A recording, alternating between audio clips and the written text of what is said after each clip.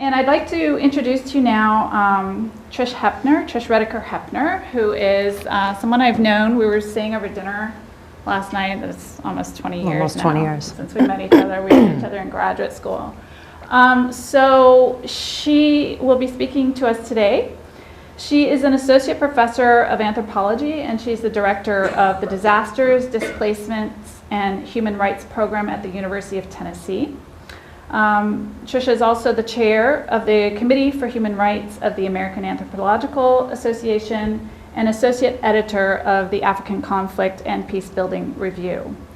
Her research focuses on the transnational political and legal dynamics of Eritrea and its global diasporas. She's also researching the meaning of the missing and unidentified dead in northern Uganda's transitional justice process. And she's published 4 University Press books, including Soldiers, Martyrs, Traitors, and Exiles, Political Conflict in Eritrea and the Diaspora. That was 2009 with the University of Pennsylvania Press. And she is the author of more than 20 peer-reviewed journal articles or chapters. We're also co-editor of a book. We are. African Asylum at a Crossroads. Which came out last year with the Ohio University Press. And her research has been funded by the National Science Foundation, the Social Science Research Council, and the Wintergren Foundation for Anthropological Research. And you know, it's interesting because after we had dinner last night, I was thinking this morning about the word transnational in your work, and I remembered actually that, I mean, when we were in grad school in the 90s, transnational was just a new paradigm. And you actually sent me, I think, a first scholarly bibliography. Really? Yeah. You should send it back to me. I'd like be interested to see it. And so on of transnationalism, particularly coming out of anthropology. So that had an influence on me since we met. So welcome, and looking forward to hearing what you have. Thank you. Well, thank you everybody for being here this morning. I understand it's the last day of classes for the year or for the semester, so I appreciate that everybody made time. I know it's always a busy, particularly busy time of the year at the end of semesters and lots of work piling up, so I appreciate you all being here, and I really appreciate my good old friend Meredith for inviting me here. It's interesting that our careers have tracked, and I mean, we're in different disciplines, but we now find ourselves sort of in similar kinds of roles, directing human rights programs or centers, and thinking critically about some of the same issues related to refugees and migration, but from somewhat different disciplinary perspectives. So what I want to talk about today are the title, obviously, as you see, Transnational Political Histories and Contemporary Refugee Claims, Eritrea and its Diasporas. So we're all accustomed to hearing about this recent global refugee crisis, so to speak. And clearly, the recent crisis has sharpened struggles over identity, belonging, rights, and responsibilities in societies of refugee and immigrant or migrant settlement or resettlement. So this is you know, a kind of clear premise where we can start. And to follow on that, we could also observe that these debates and struggles have histories, complex histories, layered histories, and are places where discordant memories come into some kind of conflict and contradiction with one another. So one of the predominant ways that scholars of migration have accessed and thought about these debates and these struggles over belonging, identity, responsibility is through the lens of policies and laws. So policies and legislations that are associated with immigrants and refugees are, I think we can consider them as sort of crystallizations of these debates, as well as catalysts for other kinds of debates that might emerge around these particular policies and laws. So I've just listed out here in sort of historical chronology some of the major moments in American policy and legislation associated with immigrants and refugees that do things like define who can and cannot ultimately be a citizen, setting quotas for populations, for certain populations around different ethnicities or national origins, and most recently, of course, addressing the question of both nationality and religion as criteria for who can and cannot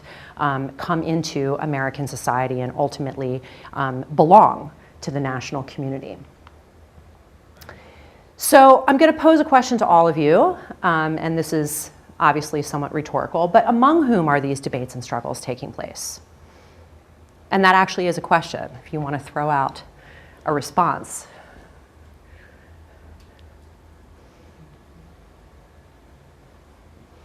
Who do we tend to focus on predominantly when we're thinking about what these various political and legal struggles are about in terms of refugees and immigrants?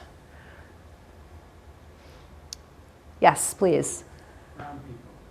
Brown people, okay, certainly the subjects of whom much of this policy making and legislation and debate is taking place around. But usually we focus on the societies of settlement, right? We focus on ourselves, really. If we are, native-born American citizens or native-born Canadian citizens, we tend to focus on how the migration of refugees or other kinds of immigrants is affecting our own societies, our own identities. And that's what the debate really oftentimes pivots around. Who are we as Americans? Who are we as Canadians?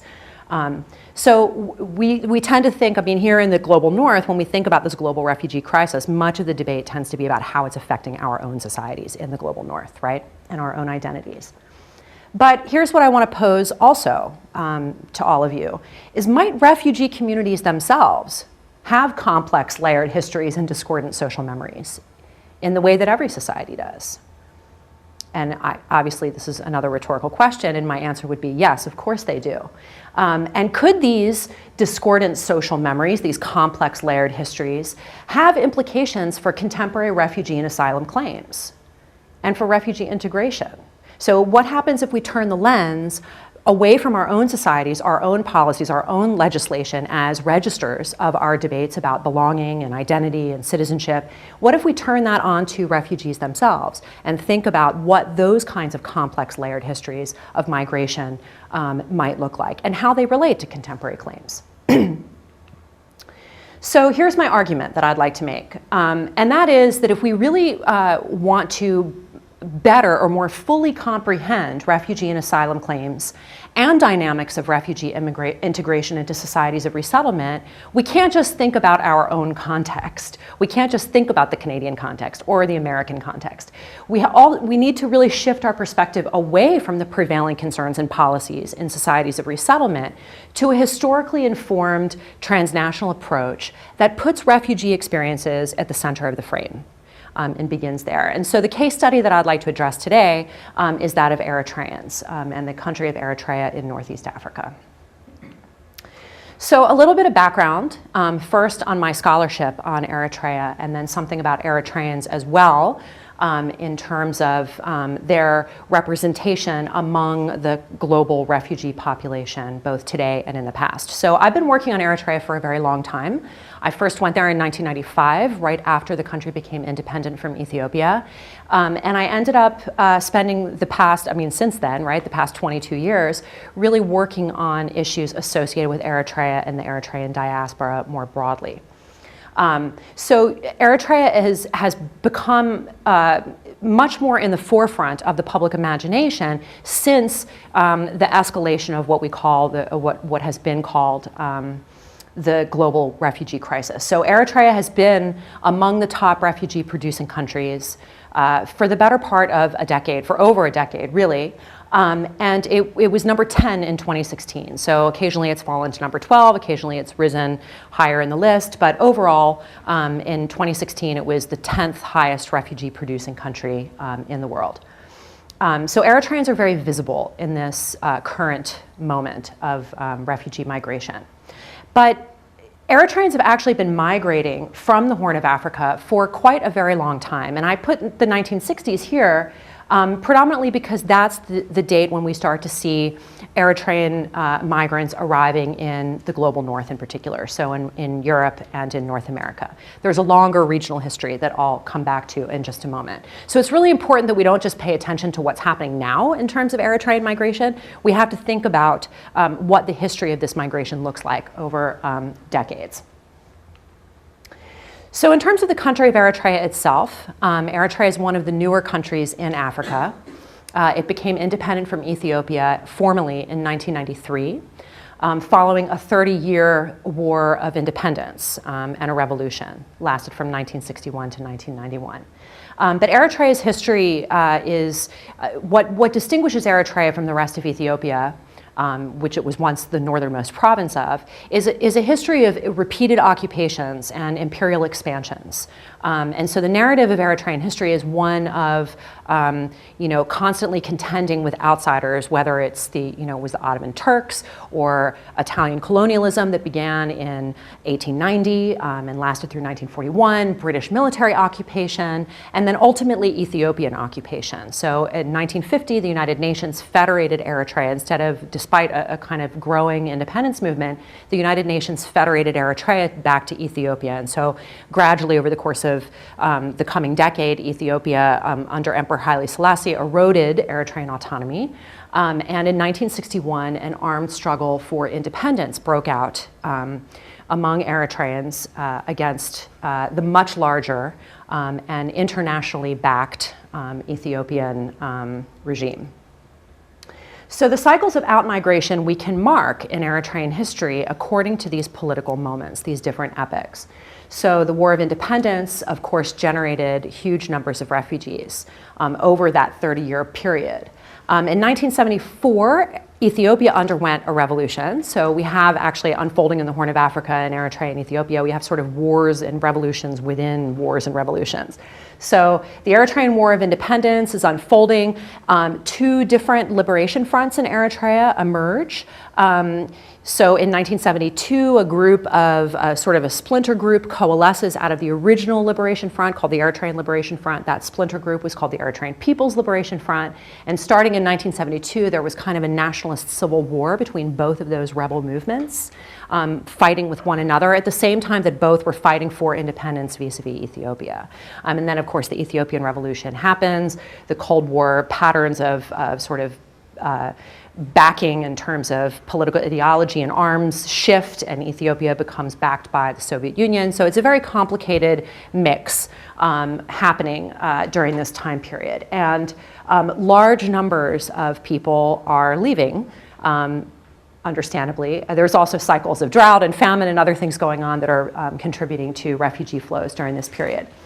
So after independence, things were quite positive for a short period of time, but within just a few years, in 1998, so Eritrea became formally independent, as I said, in 1993. Just 5 years later, another war broke out between Eritrea and Ethiopia over their common border.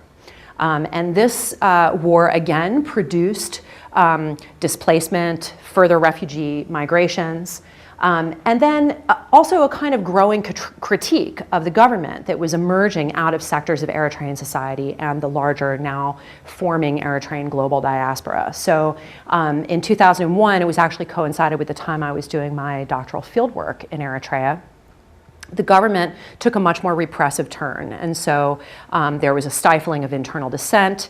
Gradually over the course of a few years, the private presses were shut down, large numbers of people were jailed, and new refugee flows began, people began fleeing again out of the country related to this internal political repression. And in response, the government, and also part of a sort of continuation of the logic of the revolutionary movement, now dominated by the Eritrean People's Liberation Front, the government stepped up a kind of campaign of militarization, which spurred yet again, particularly among younger generations of people, further migration waves out of Eritrea.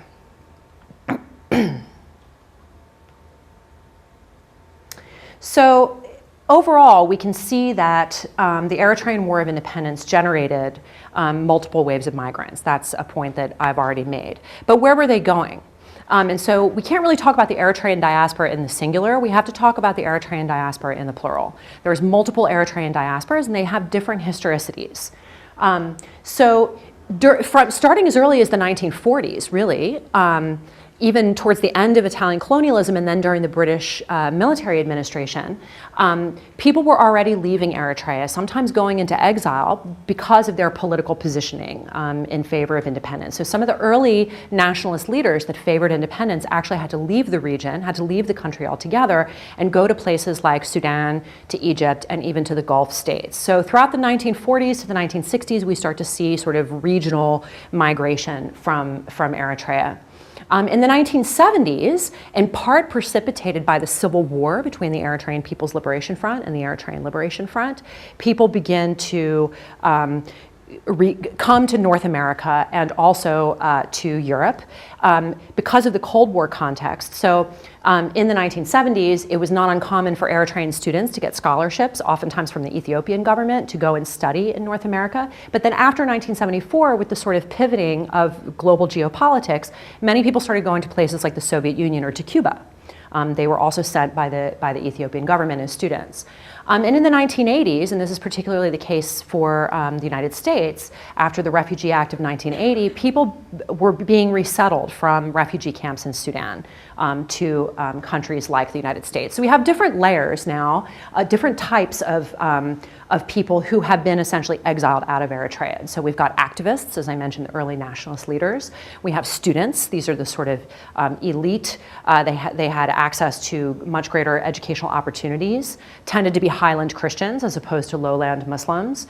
And then we had resettled refugees, many of whom had been fighters with one of the liberation fronts, particularly the first liberation front, the Eritrean Liberation Front. They were exiled out around 1980. But then we also had cadres of the liberation movement itself. So there's sort of a back and forth movement. Some of these students and activists actually going back to Eritrea and becoming fighters with the guerrilla movements, or the guerrilla movements actually sending, so the ELF and the EPLF actually sending cadres within the fighting ranks to go and organize and mobilize among Eritreans who were now scattered in these various kinds of diasporas. So the EPLF was particularly successful in organizing the emerging global diaspora in the 1970s and 80s. So this flyer I came across in the Northwestern University Library. And it's a 1977 flyer for EPLF fundraising events in New York City, Washington, D.C., Boston, and Chicago. And it announces that there will be EPLF representatives, the head of the external mission to Europe. So already there's, even during within the structure of the EPLF, there are already sort of diaspora units forming to go out and fundraise and generate political support among people who are exiled out of the country. So the EPLF was very successful at doing this. It established chapters of itself throughout the world, wherever Eritrean communities could be found, and also chapters of mass organizations. So students, women, workers, youth, these groups also became established outside of Eritrea as well. And this was a way to mobilize resources. Eritrea was very isolated in the Horn of Africa. It was relatively invisible within the context of these larger sort of Cold War machinations happening geopolitically. And so this was really essential for the Eritrean Revolution, the success of the Eritrean Revolution, to raise resources among people who had been exiled from the region. It was also a way of homogenizing national identity. So there was a struggle between which vision of Eritrean national identity would be victorious, the ELF vision or the EPLF vision. And so by organizing people around the globe, there was a kind of reproduction of the nationalist ideology, the particular version of that promoted by the EPLF.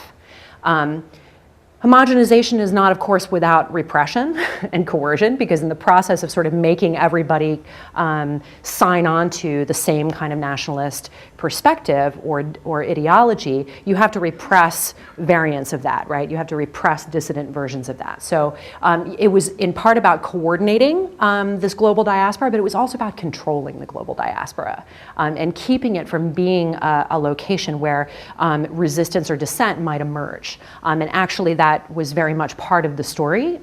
It had to be recovered. A lot of the work that I did was kind of recovering this sort of submerged social history of the Eritrean Revolution from a diaspora perspective and looking at these points of descent.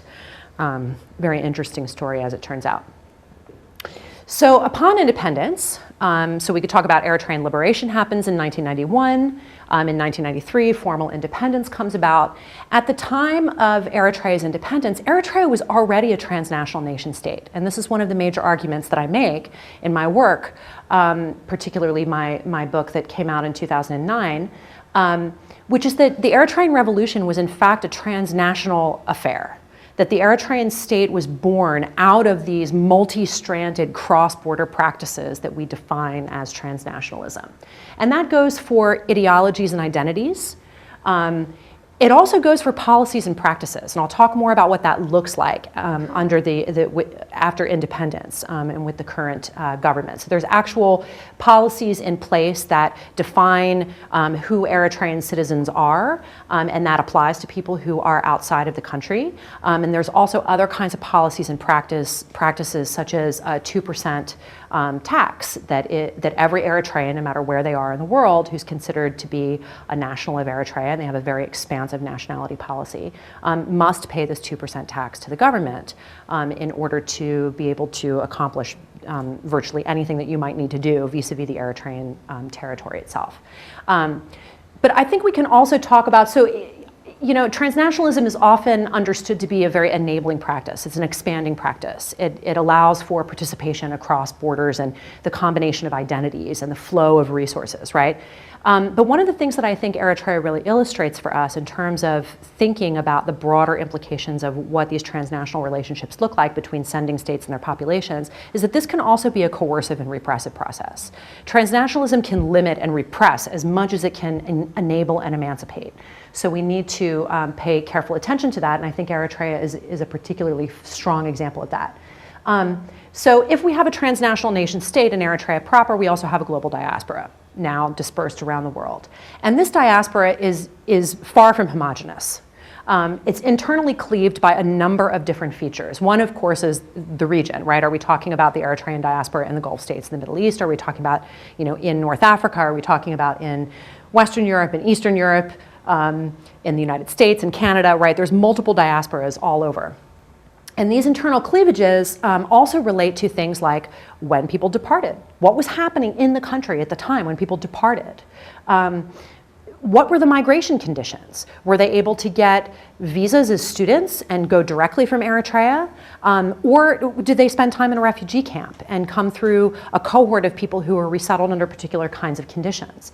Were they affiliated with, which liberation front were they affiliated with in Eritrea, if any at all? Or perhaps maybe they really were not in favor of Eritrean independence. That's another repressed discourse. There were quite a few Eritreans who, in fact, maybe weren't entirely on board with the independence movement and maybe had more of a perspective of retaining some kind of relationship with Ethiopia, but this has been very much written out of Eritrean nationalist history. What region did people come from? Are they from the predominantly Muslim lowland regions or the predominantly Orthodox Christian highland regions? What was their socioeconomic status, their class background? Gender, ethnicity, education, all of these things create kind of differentiations among these different layers of Eritrean migrants.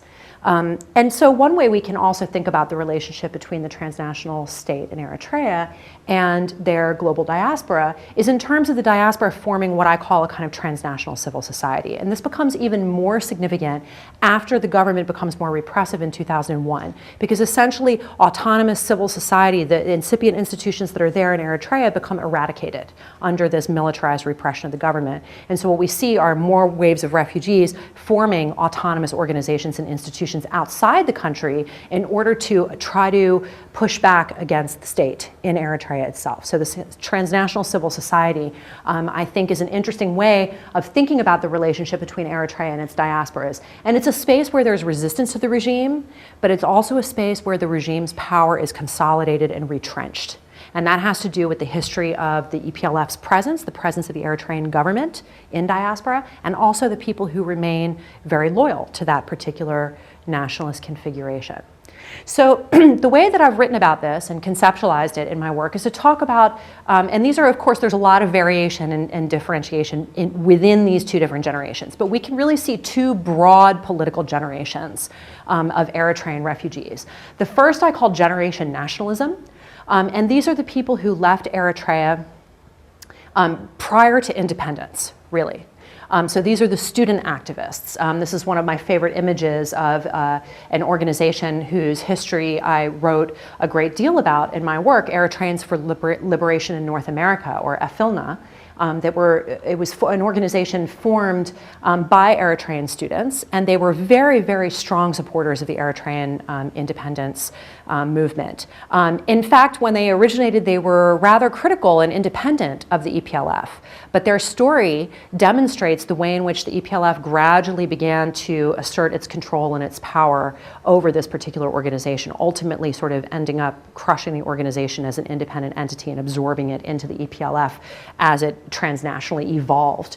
And then, so Generation Nationalism is really sort of rooted in the pre-independence period. And their point of reference, their historical and political point of reference is the revolution, the pro-independence revolution. What I call Generation Asylum tends to be people who migrated after independence, and particularly in the last, say, 15 years.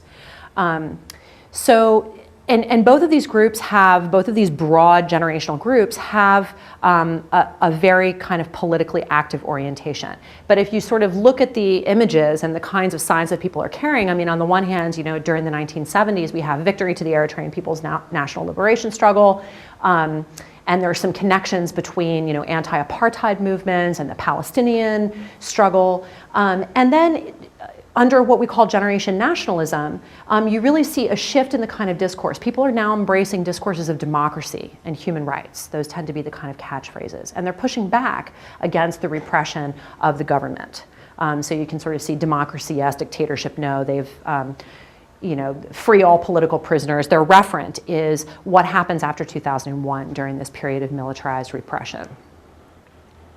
So just to sort of recap some of that and expand upon it, Generation Nationalism exclusively oriented towards the Eritrean nationalist movement, very strongly bound to the Eritrean state and to the PFDJ party, the People's Front for Democracy and Justice, which is really an incarnation of the Eritrean People's Liberation Front.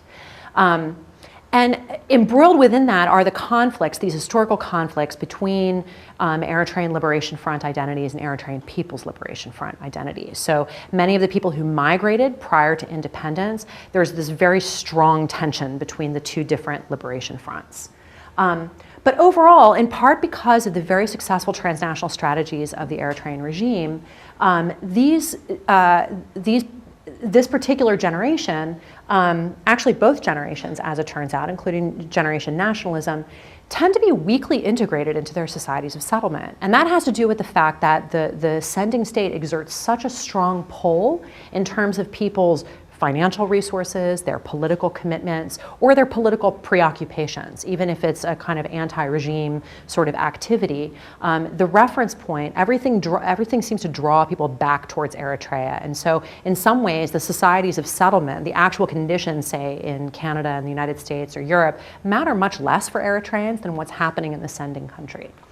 So Generation Asylum is a little bit different. They're rooted in the post-independence period of militarization and repression. Many of them have been forcibly conscripted. Many of them have been subjected to enormously harsh treatments and repression, including periods of detention, imprisonment, experiences of torture, things like that. And so as a result, and also in part because of the shifting global context surrounding refugees, the expansion, but also the contraction of access to spaces of asylum through these kinds of policies and laws that we started talking about earlier, people tend to be oriented towards a global refugee context. In other words, their political discourse is aimed not only at the Eritrean government, like resist what's happening in Eritrea, the conditions that lead people to flee, but also pushing back in societies of settlement against the refugee systems that regulate their mobility. So we see a proliferation of identities. People are much more expansive in terms of their ability to articulate the differences among them as Eritreans and revive a kind of debate about what constitutes Eritrean national identity, much more expansive than during the period of the nationalist movement. They're also subjected to a much more coercive version of transnationalism than generation nationalism was, in part because that's the form of nationalism, or that's the form of transnationalism that the earlier migrants helped forge with the independence movement. But again, generation asylum also seems to be fairly weakly integrated into societies of settlement. So again, much more concerned with what's happening in Eritrea than maybe what's happening right around them in places like North America, Europe, etc. So the key point that comes out of this, and this is drawn from an article that I just published in the past year or so in the journal called Diaspora. Each of these two generations, so generation nationalism, generation asylum, they're rooted in very specific developments in Eritrea's historical and social and political trajectory. And these are the conditions that, of course, precipitated their migration, their exile. And they're much, and so their situation and their societies of settlement are really strongly shaped by these ongoing linkages across the diaspora and back home, right? So here we have some images of different manifestations of what this kind of Eritrean political activism looks like. So there was a demonstration, certainly the largest one actually in Eritrean transnational civil society history in Geneva, Switzerland in 2016. And this was, there were demonstrators largely coming out sort of the generation asylum version, pushing back against the Eritrean government, in part galvanized by a UN Commission of Inquiry report, a very detailed report that was commissioned by the United Nations on human rights conditions in Eritrea, finding that the Eritrean regime may in fact be guilty of crimes against humanity. And so there was a great deal of demonstration from those who are critical of the regime, but there's also kind of pro-regime loyalists who continue to assert a particular kind of vision of Eritrea and pushing back against the UN, pushing back against the sort of broader human rights critique that is perceived to undermine sovereignty. And to be part of a global kind of neoliberal interventionism into countries around the world. So there's certainly the pro-regime generation nationalism kind of orientation is alive and well, but so is the mounting struggle to push back against that regime. So in Germany, Kassel, Germany, this is one of my research sites, there's actually people who are from this earlier generation, many of whom may have been originally affiliated with the ELF, not the EPLF, which is now the government, still harking back to that Civil War period in the 1970s, and arguing that the current repression of the government is just a continuation of the repression that people suffered during the revolution. But in any event, whatever their political generation and their particular grouping within those generations might be, people are simultaneously influenced by obviously the conditions under which that they lived under before they left Eritrea, so the pre-migration experiences, what they experienced during migration.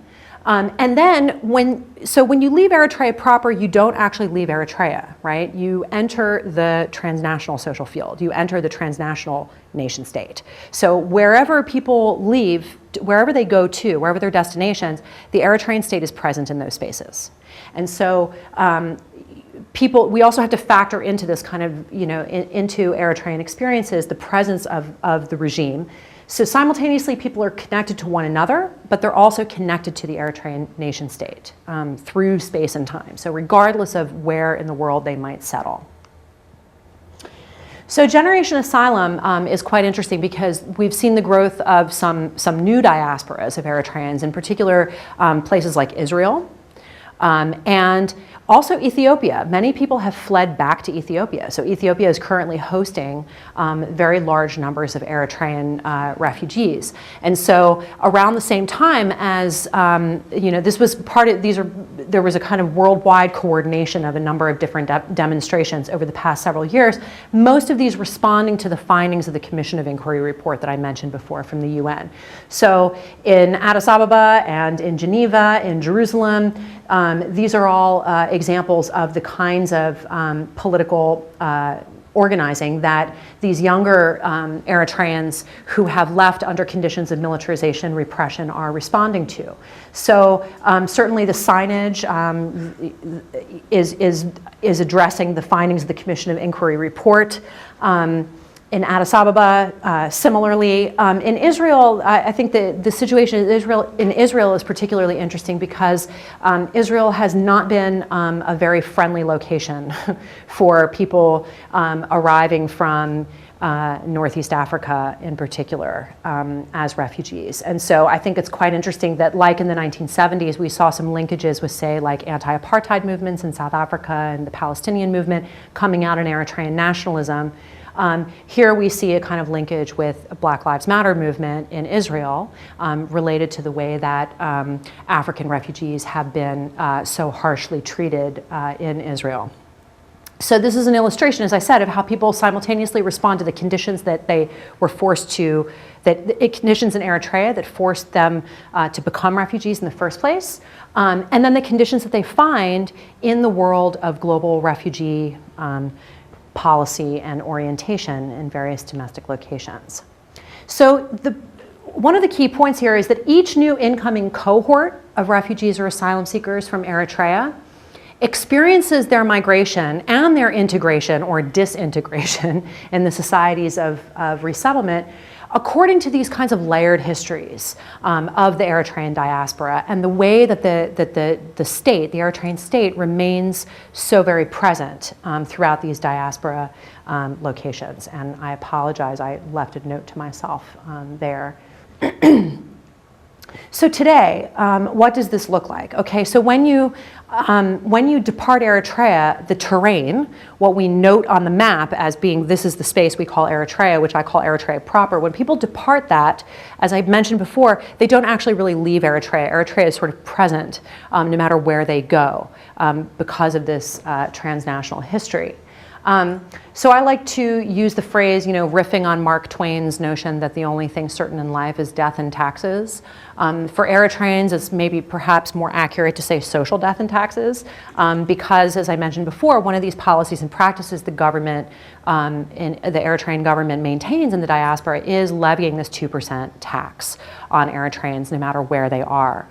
And if you don't pay that tax, there can be fairly severe consequences. So any documentation that you might need, if you have a parent that passes away in Eritrea and you need to dispose of their property or something like that, get some kind of power of attorney. It's impossible to really do anything unless you have paid up all of your taxes from the year which you migrated. There's also if you left Eritrea illegally, so the Eritrean regime does not provide exit visas freely. It requires considerable effort to try to get out of the country legally, and so most people have to leave the country illegally. And if you have to then approach the embassy or the consulate, which of course you probably do at some point because people continue to have business back home, you are required to sign a form known as the Ta'asa, which is the recantation and confession. It's essentially a letter of apology to the Eritrean government that you've betrayed them by leaving the country and that you will agree to face whatever punishment may be coming your way at some point eventually in the future. So this is a point of leverage. It's a form of coercion that the government and the transnational government requires. Family members left behind can be fined or imprisoned because you left illegally. So that's another point of leverage the transnational government uses. With certain countries, particularly Israel these days, The government has been very good at convincing the Israeli state, and this has been a consistent sort of effort in a number of different locations where Eritrean refugees are going, that Eritrean refugees are not really political refugees, they're economic migrants, which of course we know is a crucial distinction legally and politically.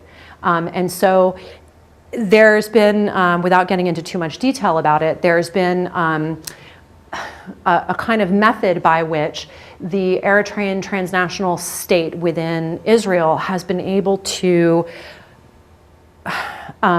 encourage people to voluntarily submit to deportation, either back from Israel, either back to Eritrea itself, or in some cases to places like Uganda and Rwanda.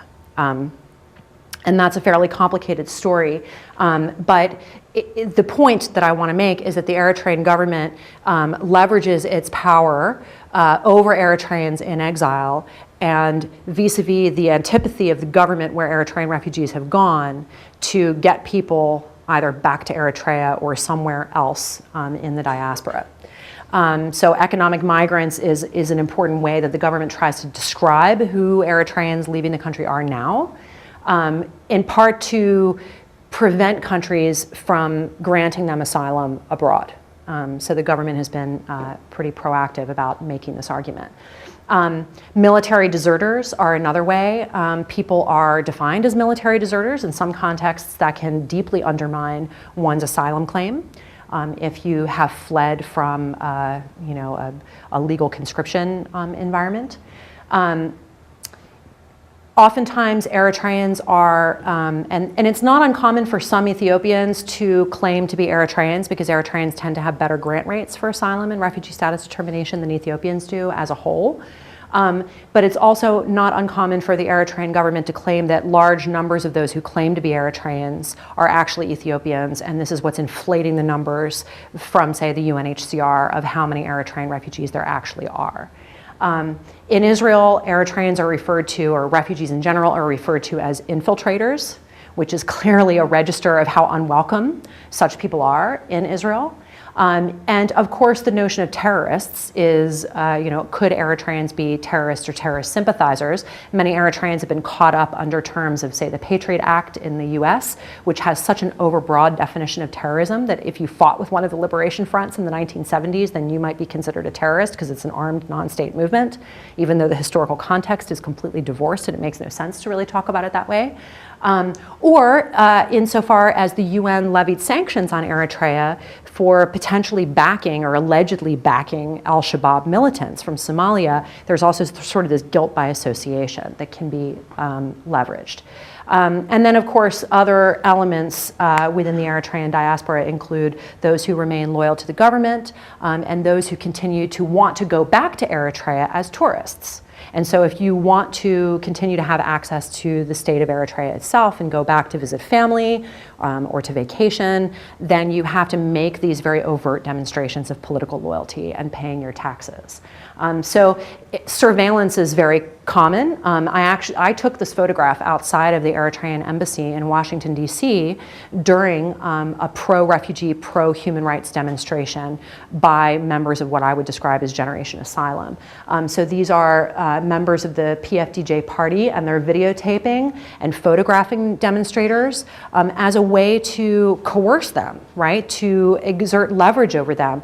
The notion that we have your photograph, we know who you are, we can find your relatives back home. If you go back to Eritrea, we may arrest you, we may, right? So this is the message that's being communicated, is this very strong state surveillance of refugee activity. So Canada is a particularly interesting example because there's been some real pushback, including by the Canadian government, against the Eritrean consulate. So there's a couple of news articles, and there's actually more than just these two, but these are two of the most recent from 2012 and 2014, that Eritreans who are critical of the regime had come to the Canadian government and reported that the consulate in Toronto was engaged in these coercive financial practices, raising money through the 2% tax. In 2012, they were ordered to cease and desist from doing this because it was funding for the Eritrean military, and currently Eritrea was under UN sanctions for allegedly providing support to Somali al-Shabaab. So initially, in 2012, the Ottawa had ordered the Eritrean consulate to stop doing this and had put considerable diplomatic pressure on Eritrea because of these reports of essentially what is a form of extortion, right? That's the way Eritrean regime critics were describing it. Unfortunately, it still continues, and so as recently as just a couple of years ago, there was a finding that there was still this continuing process of collecting taxes and threatening people, coercing people who were not paying up. So all of this is to say that when we evaluate contemporary Eritrean refugee and asylum claims, and I've done a lot of this as an anthropologist, providing testimony and written testimony, oral testimony, consulting with attorneys who are representing Eritrean refugees and asylum seekers, not just in the US, but also here in Canada and other countries as well. Eritrean asylum claims, and particularly this notion of well-founded fear, is not just rooted in Eritrea itself. We also have to look at what's actually happening throughout these different diaspora locations. So when Eritreans leave Eritrea and they go to a place like Sudan, they're actually not free of the Eritrean regime. The Eritrean regime is very present in Sudan. When they arrive in Canada, they're not free of the Eritrean regime. So part of what people are seeking asylum from is not just conditions in Eritrea itself, but it's also the repressive presence of the Eritrean regime in spaces of refuge itself. So that needs to be factored into the equation. And Eritreans, no matter how recently they arrive, they enter into an environment where there is this complex historical layering of the diaspora community itself and very contentious community relationships. So this is an important part of the story that is oftentimes not understood by people who work with Eritreans. And again, in part because our frame of reference tends to be so fixated on what are the conditions in the US or what are the conditions in Canada and what are the conditions in Eritrea. But what happens when these spaces actually articulate together? So it's the presence of the Eritrean regime globally that is partly structuring refugee fears and conditioning their experiences, and can influence refugee status determinations abroad. In other words, if the Eritrean government is very successful in convincing another country that has a kind of antipathy about the large numbers of Eritrean refugees coming into the country, that people are actually economic migrants, this can have really profound consequences on people's on their asylum claims. So there's a kind of collusion between the Eritrean state's efforts to maintain control over its growing and restive diaspora by exploiting the anxieties of different states about refugees.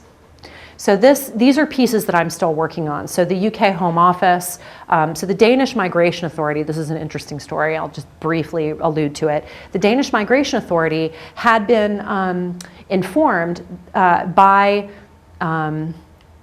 in part through messages coming from the Eritrean government itself, that conditions in Eritrea were not that bad, and that these were in fact inflated. The stories that people were telling in their asylum claims were really inflated, so undermining this notion that people are political refugees.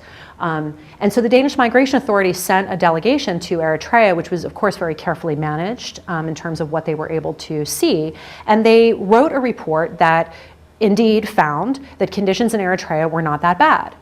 This had profound consequences on then what happened, not just for Eritreans in Denmark, but then the UK Home Office says, oh look, the Danish authorities are saying that things are not so bad in Eritrea, so clearly we also are going to incorporate that into our asylum and refugee status determination. So these things, they don't just circulate, these kinds of narratives don't just circulate among the Eritrean refugee communities and throughout the Eritrean transnational state, but they also articulate with the antipathy of states that are trying to keep Eritreans out or would rather not grant asylum. The Israeli Administrative Court, I wrote an extensive report commissioned by Tel Aviv University to explain to the Israeli Administrative Court why the concept of economic migrant that was gaining so much traction, in part through the efforts of the Eritrean government in Israel, was in fact a problematic assessment of what was actually underpinning the reasons for Eritreans leaving the country. Interestingly, the legal frameworks and the norms, both international as well as in societies of resettlement, can provide avenues of resistance and redress to refugees. So South Africa is an interesting context. Eritrean refugees there were subject to a lot of coercive practices by the Eritrean regime, including things like revoking their passports to try to get the South African authorities to deport them back to Eritrea. And they were able to mobilize the South African Bill of Rights to protect themselves vis-a-vis the Eritrean transnational state. We also see examples in Canada. Right now there's a very interesting lawsuit going on in civil court that one of my students is studying for her dissertation research. And that is Eritrean plaintiffs suing Nevsun Corporation, one of the Canadian mining corporations that has operations in Eritrea, for the use of what they describe as forced labor. In other words, military conscripts who are working in the mines for low wages or no wages under conditions that are quite harsh. And so this is a sort of area, kind of frontier of Canadian jurisprudence that is opening up. And so Eritrean refugees are trying to mobilize the power of the Canadian courts to try to curtail some of the activities in Eritrea that give rise to refugee flows in the first place. There's also other examples in Germany around the concept of conscientious objectorship.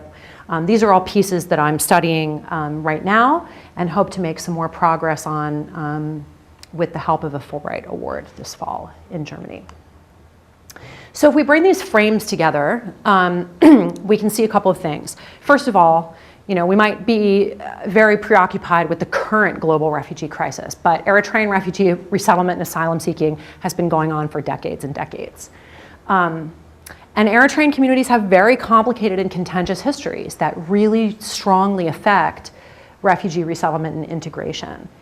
And the Society of Settlement, for all our preoccupations about our discourses and our legislation, the Society of Settlement is not, for Eritreans, is not the only or perhaps even the primary context that shapes Eritrean experiences. It's really the transnational presence and power of the regime and how it articulates with what's happening in these societies of settlement that is the major factor affecting Eritrean experiences.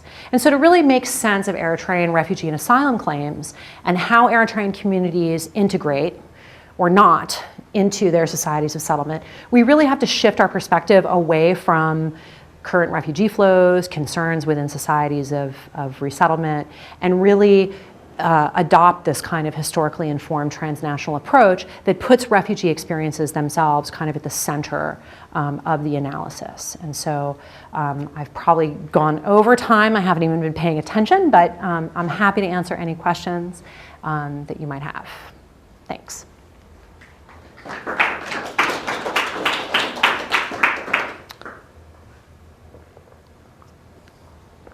Yes. I have a, maybe it's a simple question, then a more confused question. I'm going to start with a simple one. Okay. Other than what I guess I would describe as kind of coercive remittances, which the Eritrean state is extracting through this 2% tax. Right. Why bother? Why do they want to maintain this kind of coercive control over the Eritrean diaspora? I mean, other than extracting the revenue, what's in it for them? I mean, right. Getting rid of people who are unhappy and difficult. It's like, great. Yeah, sure. Well, paradoxically, I mean, I think a lot of it comes down to economic calculus. There's not a lot of great data on this because it's very difficult to actually get information out of any kind of official information out of Eritrea. I mean, to the point where we're not even really sure what the most recent census looks like. But about a decade ago, the estimate was that at least 30% of Eritrea's GDP was coming from these.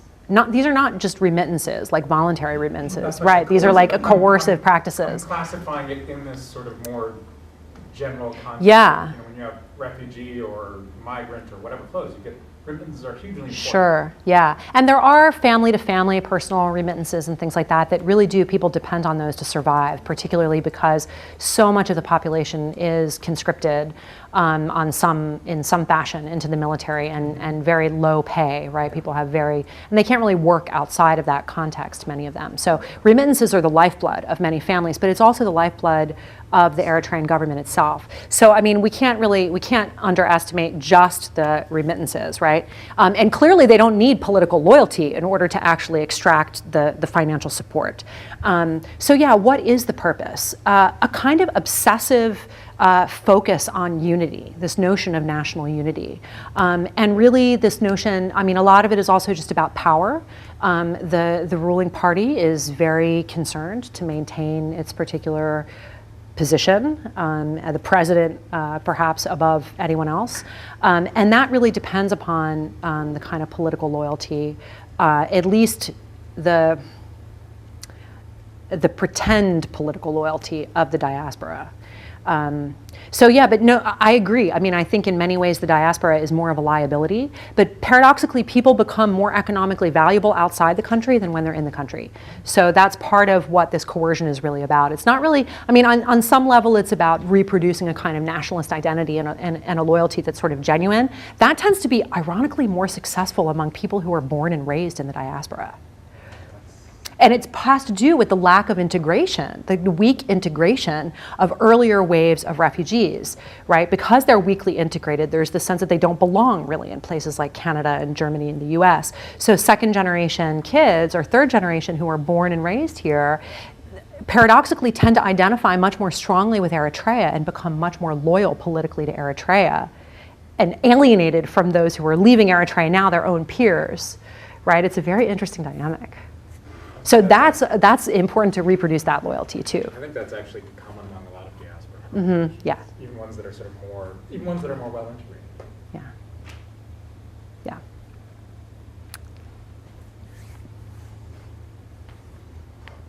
Yeah. Yeah. So I had a question on this the culture of fear. I actually attended the pro-government and both protests that were held in Geneva.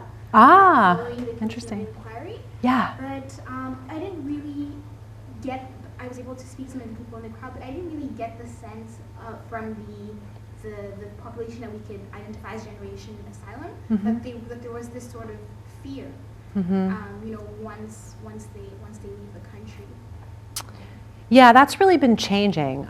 Initially, it seems to me that in sort of the first half of the 2000s, there was a great deal of fear, and people would often wear masks when they would go to demonstrations. So I have a lot of documentation of people who would wear masks or would in some way try to, because you could also see, I mean, this was not uncommon also to see party officials writing down people's license plates of their cars if they're parked in a lot where there's a meeting that's kind of critical of the government going on.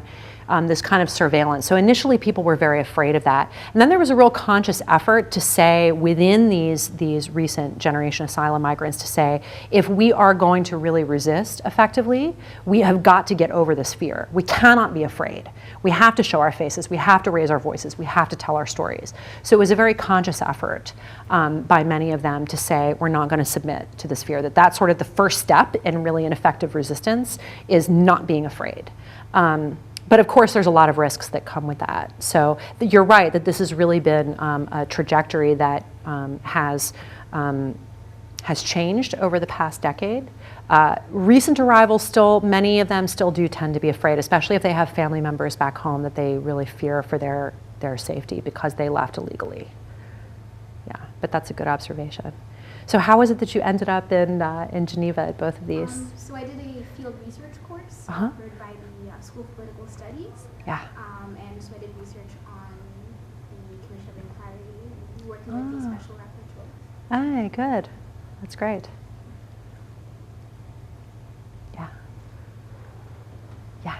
Okay, so here's my more confused question. Okay. And articulate in a way that makes any sense. All right. So I'm a historian, and I'm a historian of Africa, so I'm, of course, very much inclined to an approach that looks at layered histories, and I'm also very much inclined to be interested in, sympathetic to the approach that places most emphasis on the global south, or the movement from the global south. But of course there was a but. The question has to do with, in terms of approaching this transnationally, I think it would be also interesting to consider the layered history within receiving societies, particularly of migration of refugees. Yeah. And actually, the first one that came to mind is of Germany. Yeah. Because in the first 15 years after World War II, Germany receives a number of refugees and displaced peoples, ethnically German, equal, Right. but not having lived in Germany, equal Right. to 25% of its population.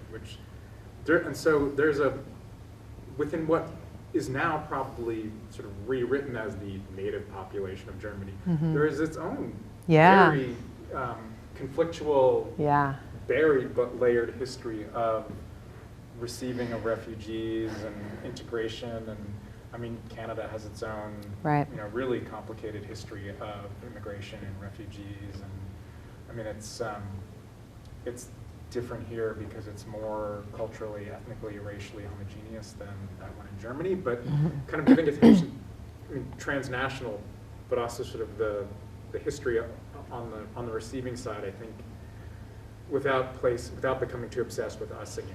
Right, yeah. Us, however defined. I think it'd be really interesting to consider that alongside everything that you talked about. Yeah, I think you're absolutely right, and I am trying to do that in my current work more and more. I mean, the way that I sort of see it is that there's this kind of kaleidoscopic articulation between the histories of the sending societies and the histories of the receiving societies, and that these get sort of projected or played out in the way that specific refugee populations experience the country of resettlement, and the way that that country sort of responds to them at any particular point in time, that you can't get away from these, obviously from these histories. So yeah, I think you're absolutely right. And it's something I'm trying to understand more about in the different contexts where I've worked with Eritreans, particularly in Germany and the US. Yeah.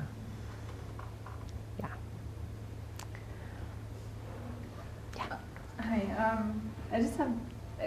I guess sometimes I try to think and imagine what the future of refugee protocols and laws will be, international, like if they will, when I try to imagine them changing sometimes, which is, I tend to do since the ones we are working with date to 1951. Right. And the world has changed quite a bit since then.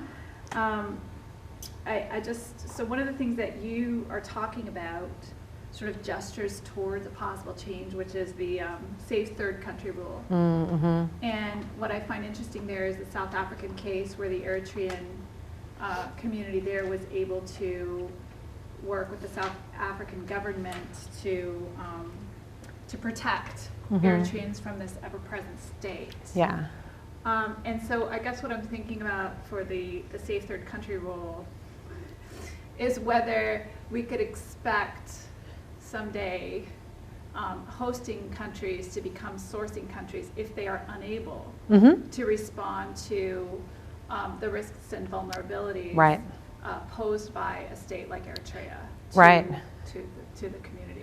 Yeah, I mean, I think that that's already observable in the kinds of claims, and that's frequently something I'm asked to comment on with attorneys. That attorneys ask me to address in my written or oral testimony is why somebody can't be considered firmly resettled in a place like, say, Sudan, even if they've been there for some time, or in any other country that they may have, or South Africa, right?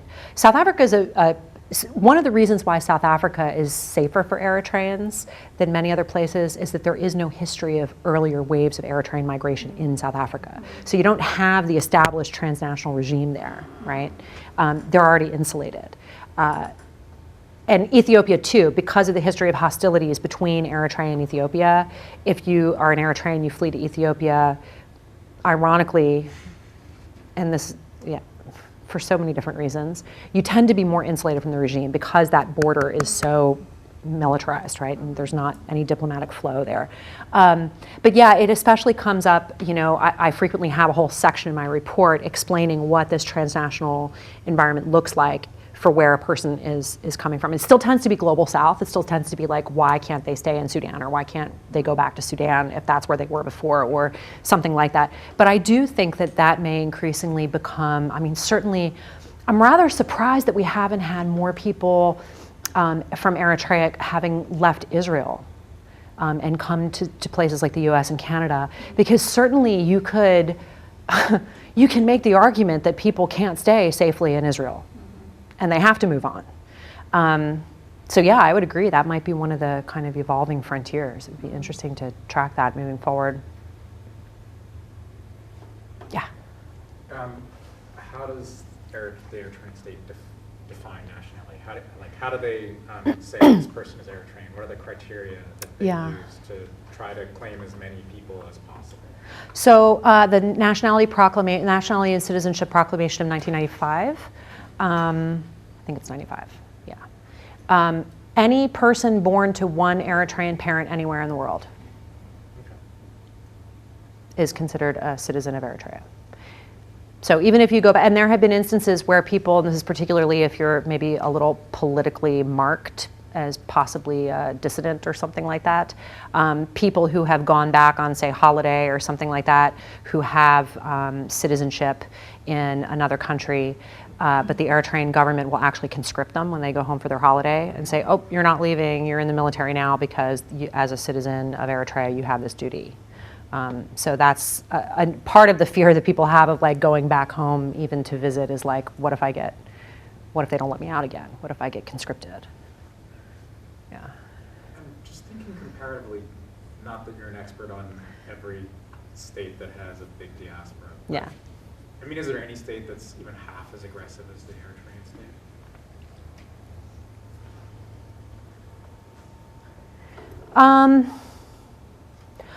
I think there, I haven't systematically studied, comparisons, but I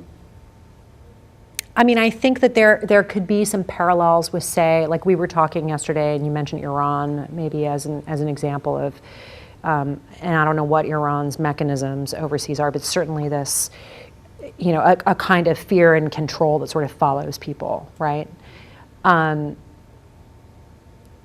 Cuba, there have been some interesting, the piece that I published on Generation Nationalism and Generation Asylum was a special edition of Migrant Political Generations that was published by Mehdi Louise Berg and Susan Eckstein, and Mehdi is a expert on Cuban diaspora, and there seemed to be some interesting overlaps between the relationship between different layers of Cuban migrants and their relationship to Cuba and the Cuban Revolution that sort of mapped onto Eritrean experiences. But that would be an interesting project, would be to sort of comparative, repressive diaspora, yeah.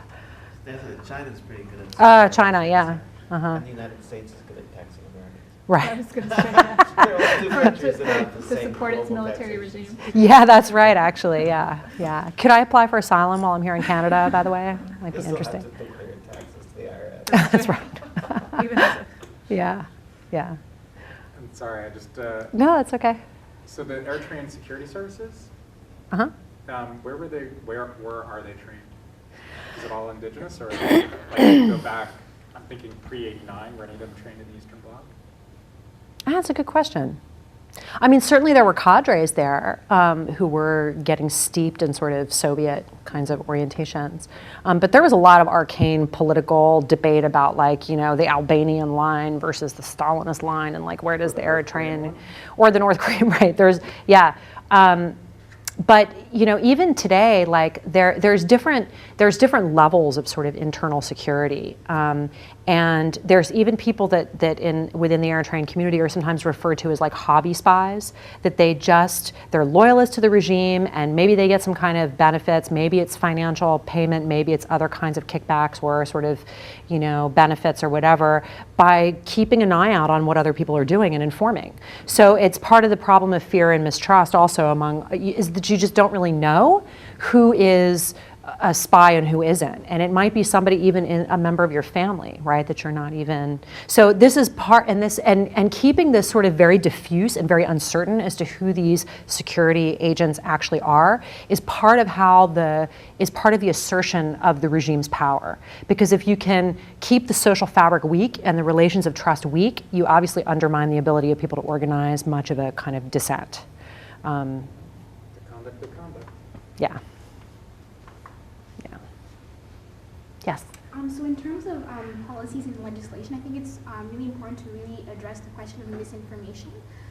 Because, you have the generation of nationalism, during the protests who will, of course, deny any human rights abuses. But then you also have, as you mentioned, private companies such as Nefsons who hosted a side event on mining in Eritrea, and who deny, and who actually, I was able to speak to some people who told me, you should even go visit. Yeah. It's not that bad, but I think the example you gave with the question of, defining whether this person is an economic migrant or, a political refugee will have direct implications on that as well. Yeah, you're right.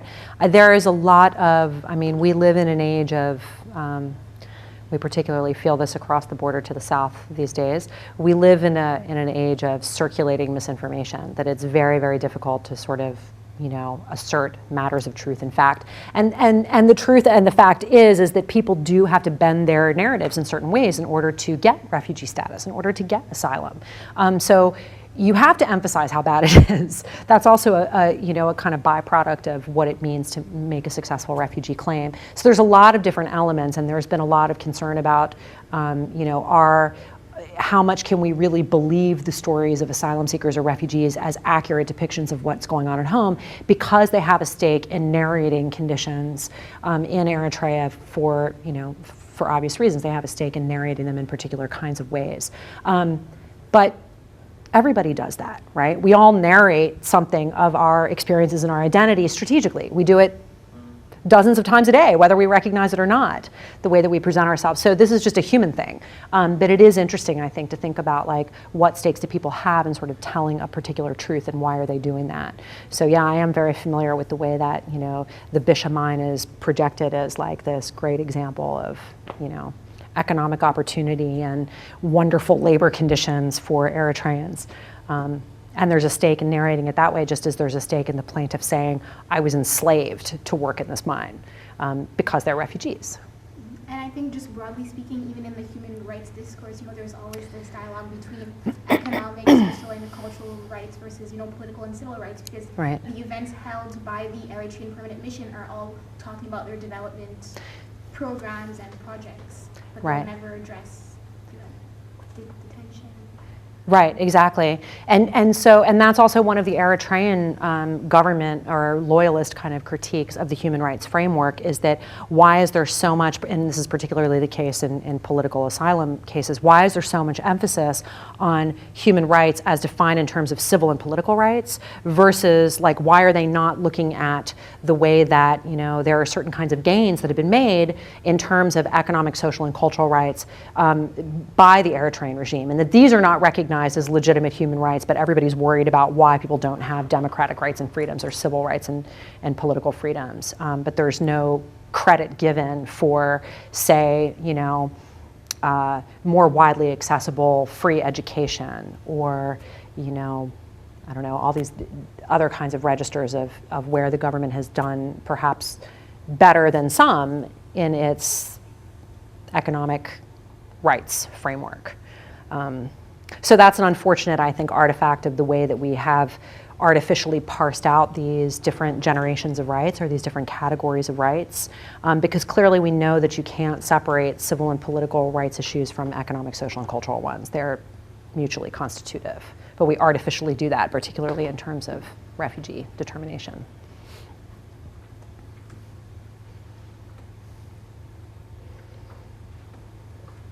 Any other questions? I think do you have anything else to say? Are you all set? No, just thank you very much for being here and for some great questions and discussion. Thanks.